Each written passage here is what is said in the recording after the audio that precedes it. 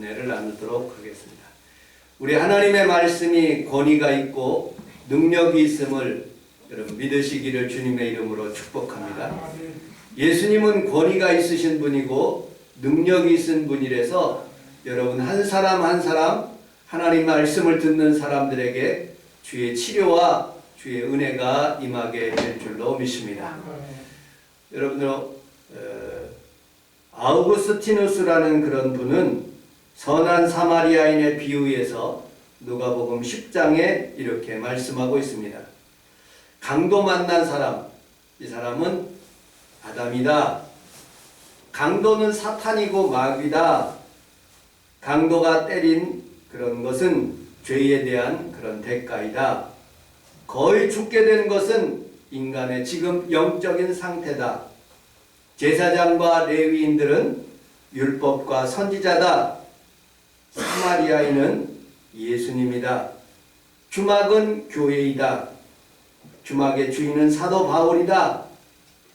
두 데나리오는 하나님 사랑하는 것이고 그 다음에 이웃을 사랑하는 것이다. 이렇게 알레고리적으로 이렇게 성경을 이렇게 비유하는 그런 모습들을 많이 설교를 하고 그렇게 우리가 들었습니다. 많은 사람들이 그것을 동의하는 사람들이 대부분입니다.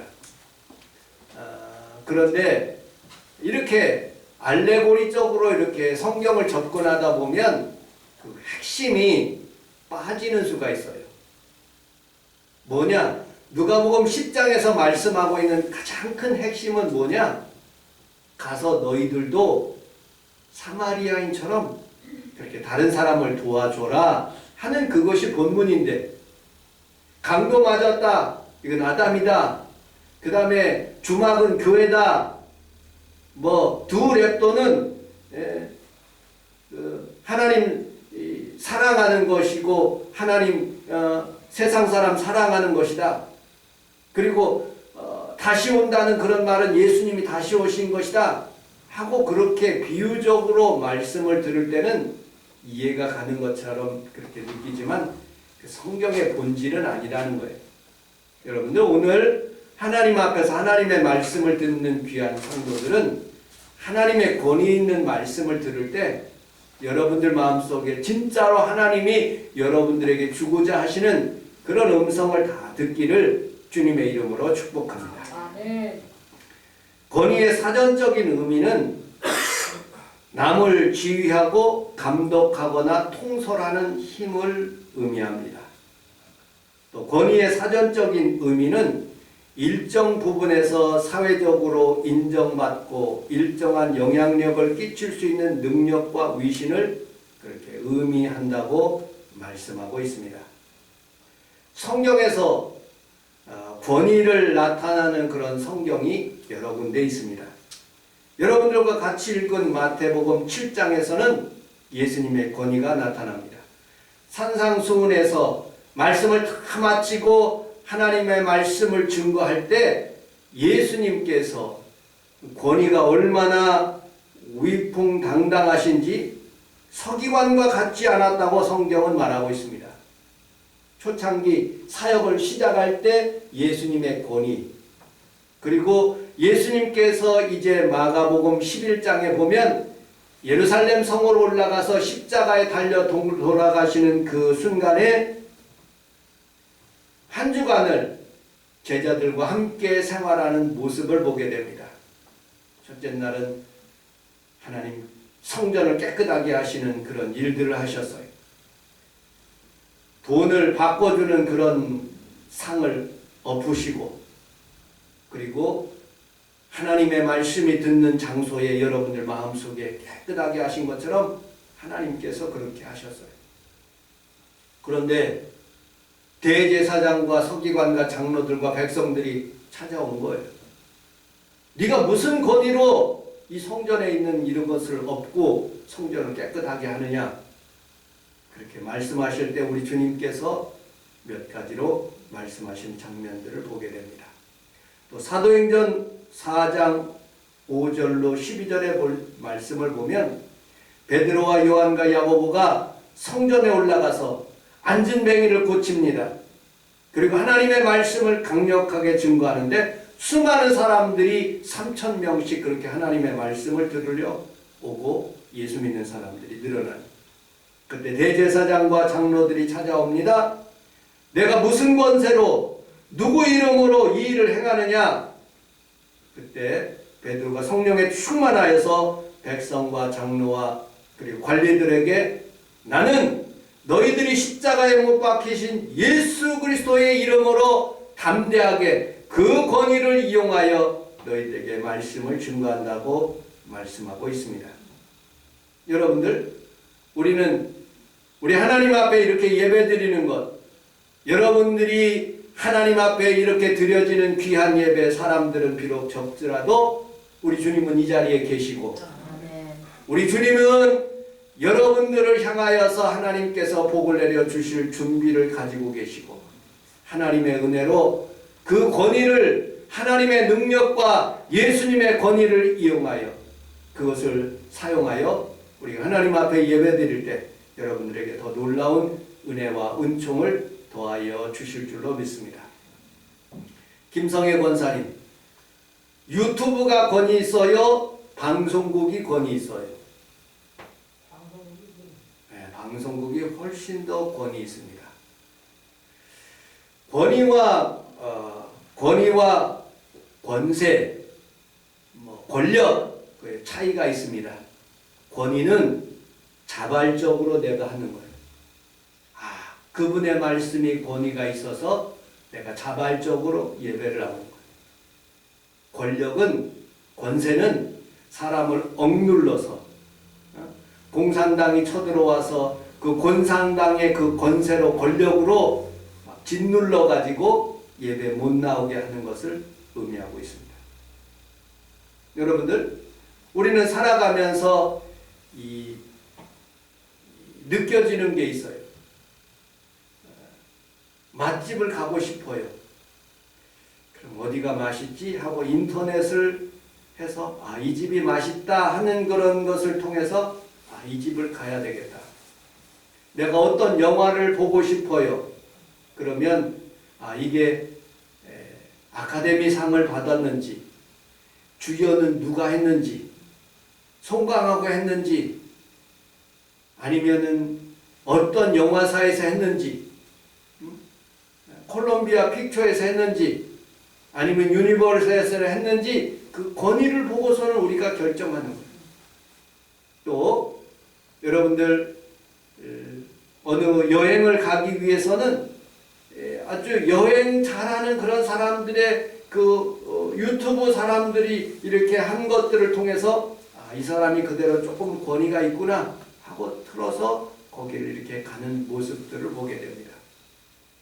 이처럼 어떤 사람들에게 영향력을 끼치고 자발적으로 하는 것을 권위라고 해요.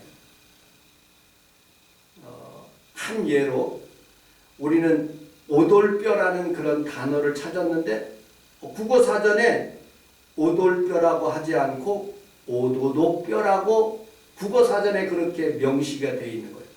그래서 되도록이면 국어사전의 권위를 이용해서 오돌뼈라고 하지 않고 오도독뼈라고 그렇게 해요. 왜냐하면 국어사전에 그렇게 뭘 쓸 때도 아버지의 자격으로서 국어사전에 그렇게 서라고 표현되어 있어요. 그걸 자격격, 그 다음에 서, 어떤 물건, 재물, 어떤 나무로서 뭐를 만들었다 할 때 그렇게 써를 쓰는 거예요. 그 성경적인 그 국어사전적인 권위를 받아가지고 우리가 자발적으로 그렇게 쓰는 것을 의미하고 있습니다.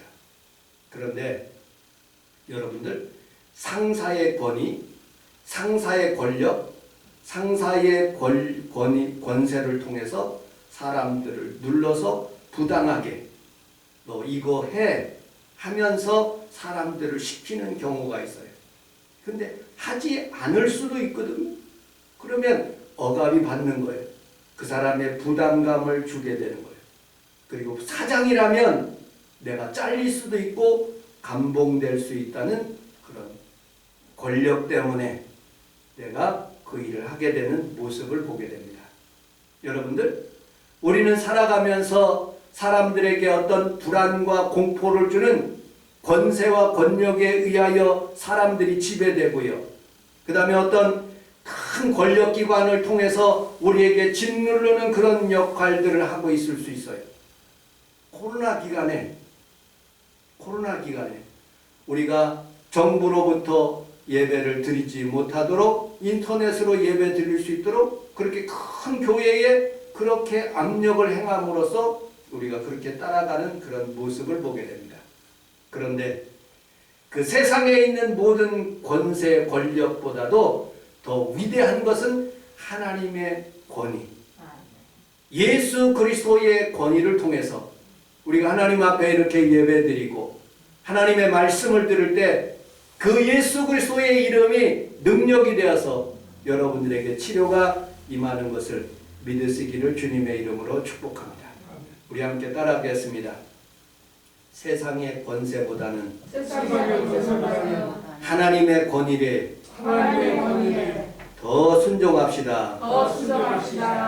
여러분들, 출애굽 시대에 아이가 출생하기 시작했어요. 바로의 권세, 권력 짓눌러요. 아이들 나면 남자는 다 죽여라. 그런데 부하와 그리고 그 여인들은 아이가 낳았을 때 이건 살려줘야 된다. 왜? 하나님의 권위, 그 말씀을 따라서 우리가 살아야 되겠다 하고 그렇게 생각했기 때문에 그렇죠. 여러분들, 다리오 왕의 어인이 찍힌 줄을 알면서도 다니엘은 하나님의 권위에 하나님의 아버지 말씀을 따라서 하나님 앞에 3번 기도한 모습을 보게 됩니다. 근데 권세, 권력, 그것은 드리지 못하게 하는 그런 도장이 찍힌 그런 권세가 있었습니다. 그것을 이길 수 있는 힘이 바로 하나님의 권위인 것입니다. 그리고 그들이 다니엘이 사자밥이 되는 그 사자굴 속에 들어갔을지라도 하나님의 권세, 권위 위에 사자 입을 막는 모습을 보게 됩니다. 사드락과 메삭과 아벳느고가 느부갓네살 왕 앞에 많은 사람들은 다 그 우상에 절하는데 오직 다니엘의 세 친구만 하나님의 권위 앞에 앞바닥에 서가지고 나는 하나님 앞에서 예배드리는 사람이다. 나는 하나님의 백성이다라는 것을 당당하게 나타나며 그는 풀무 속으로 들어가지만 거기에 예수님이 계시는 모습을 보게 됩니다. 여러분들은 세상의 권세에 따라 살지 않고 하나님의 권위에 따라서 살아갈 수 있는 귀한 성도들이 다 되시기를 주님의 이름으로 축복합니다. 히틀러가 많은 유대인들을 죽이고 그리고 독일 사람들을 다 전쟁에 몰아넣었어요. 이것을 알고 보네퍼라는 사람은 히틀러의 잘못된 것을 알았어요. 권력, 그 시퍼런 히틀러의 권력 가운데 있었지만 하나님의 권위에 있는 말씀을 의지해서 그는 유니온 신학교의 교수였지만 독일로 들어와서 하나님의 말씀이 더 위대하다는 것을 알림으로 그는 순교하게 되었습니다. 유니온 신학교의 교수님들이 가지 말라고 그렇게 붙잡아도 그가 간 이유를 이렇게 답변합니다. 나는 독일의 그리스도인들과 함께 운명을 같이 할 것입니다. 나는 독일 백성들과 함께 고난을 받지 아니하면 전쟁이 끝난 후에 나는 독일을 재건하는 일에 참여할 수 없습니다. 그러므로 나는 나치의 저항에 앞장서야겠다고 그렇게 하나님의 권위를 이렇게 드러내는 모습들을 보게 됩니다. 여러분, 우리는 살아가면서 수많은 코로나의 위협 가운데 물질적인 여러 가지 어려움 가운데서도 하나님의 권위를 따라서 하나님의 능력을 따라서 오늘도 승리하며 예배의 승리자가 다 되시기를 주님의 이름으로 축복합니다. 자, 오늘 본문에 있는 말씀을 같이 한번 읽어보도록 하겠습니다. 27절, 28절, 29절. 시작. 비가 내리고 창수가 나고 예수께서 이 말씀을 하시니 우리들의 가르치시니 이들은 가르치신 것이 본인이 인정받고 그들의 세상과 같지 아니하니라. 아멘. 서기관과 같지 아니하고 권위 있는 예수 그리스도의 권위 있는 하나님의 권위 있는 그 능력이 있어서 마태복음 13장 54절에 보니까 그 가르치심으로 인해서 모두 다 그들이 놀랬다고 성경은 말하고 있습니다. 마태복음 22장 21절에 보니까 가이사의 것은 가이사에게 하나님의 것은 하나님께 바치라고 말씀하셨을 때 그들은 다 놀랍게 여겨서 예수님을 떠나갔다고 말씀하고 있습니다. 예수님의 말씀이 많은 사람들에게 권위가 있어 모든 사람들을 놀랍게 하고 주의 은혜를 더하는 모습들을 보게 됩니다. 왜? 하나님의 말씀은 히브리서에 이렇게 말씀하고 있습니다. 히브리서 4장 12절 같이 한번 읽어보도록 하겠습니다. 시작. 하나님의 말씀은 살아있고 활력이 있어 좌우의 말씀은 본문으로 위하여 영과 영과 간절과 불씨를 지니하고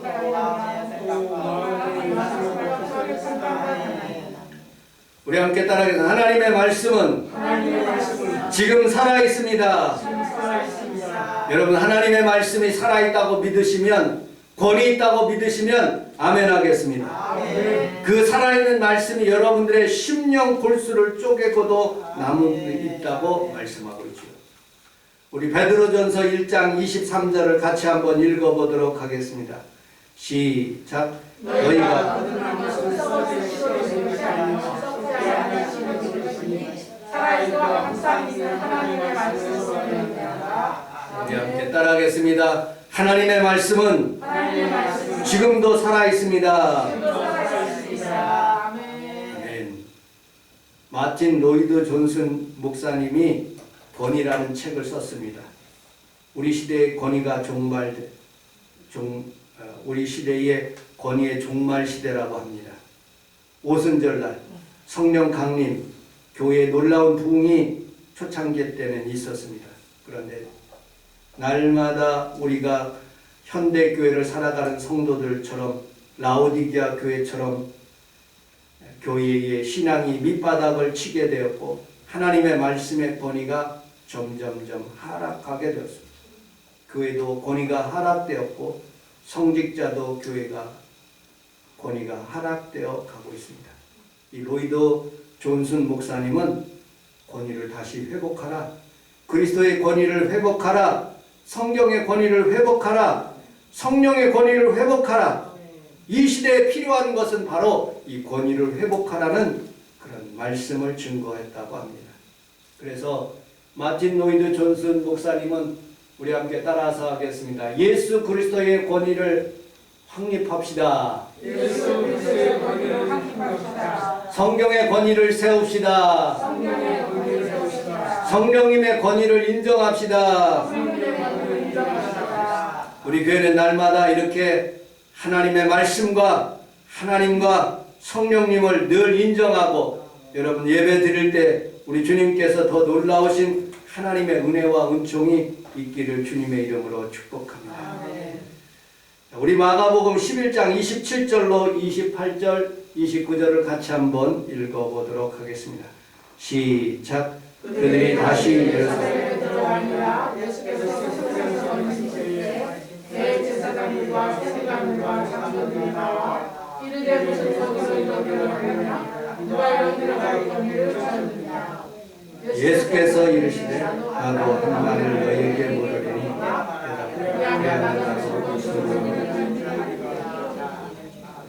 예수님께서 이제 십자가로 지려는 그런 순간에 성전에 있는 동전 바꾸고 돈 바꾸는 사람들의 그냥 상을 엎으셨어요. 그때 대제사장과 서기관과 바리새인들이 예수님의 권위를 묵살하기 위해서 찾아온 거예요. 너 무슨 권위로 이렇게 성전을 청소하고 이렇게 성전 돈 바꾸는 것을 엎으냐? 하고 물어보는 거예요. 그때 예수님께서 이렇게 말씀하시는 거예요. 내가 무슨 권위로 얘기할 텐데 그럼 한번 질문해 보겠다. 그걸 답변하면 내가 답변하겠다. 세례 요한이 무슨 권위로 세례 요한이 그렇게 하나님의 말씀을 증거했느냐? 너희들 답변해봐라. 그들이 생각합니다.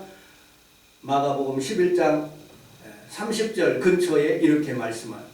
그들이 생각하는 거예요. 대제사장이. 하나님의 권위라고 생각하면 왜 세례 요한을 인정하지 못했을까?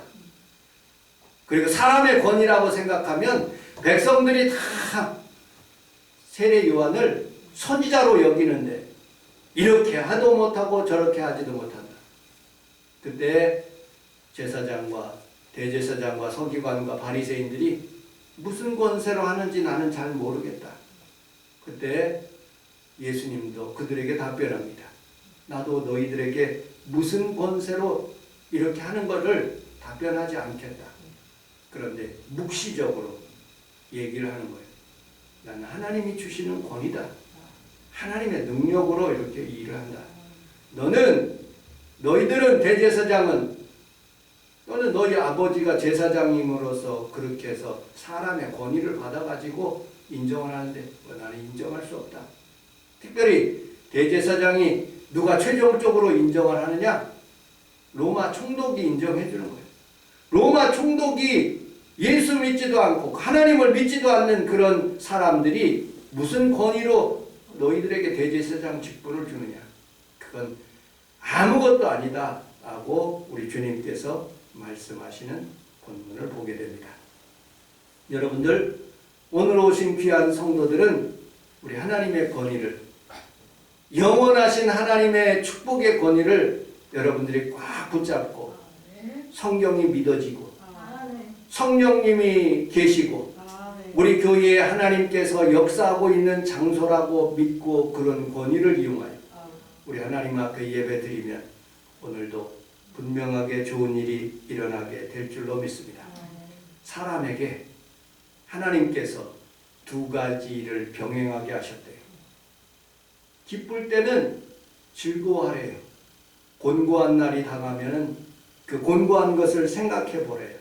그 두 가지를 병행에게 주신 것은 내가 곤고할 때 하나님을 더 찾게 하게 하고 미래의 일을 알지 못하게 한다. 그러므로 우리 하나님께서 여러분들에게 말씀하시는 거예요. 보이는 것은 잠깐이요.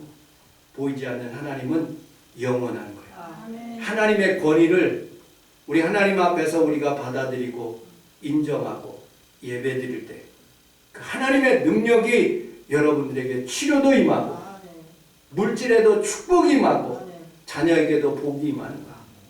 그 권위를 인정하지 않으면, 하나님의 말씀의 권위를 인정하지 않으면 예배 드릴 필요가 없는 거예요.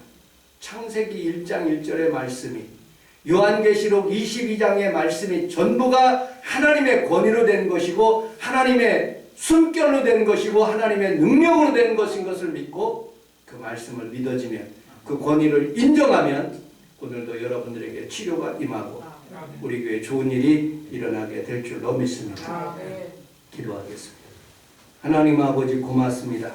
세상 사람들은 교회를, 또 목회자를, 또 우리 성도들을 우습게 알고 하나님 아버지 때때로 하나님 교회 다니는 것들을 이렇게 하나님 아버지 우습게 알지만 우리 하나님은 오늘도 능력의 하나님이요, 오늘도 치료의 하나님이요, 좋으신 하나님인 줄 믿습니다. 그 하나님의 권위를, 예수 그리스도의 권위를, 성경의 권위를 우리가 받아들이며 하나님 오늘 기도하기를 원합니다. 하나님 응답하여 주시고 이 교회에 주의 은혜가 있도록 도와주옵소서. 예수님 이름으로 기도합니다. 아멘. 우리 주여 세 번 부르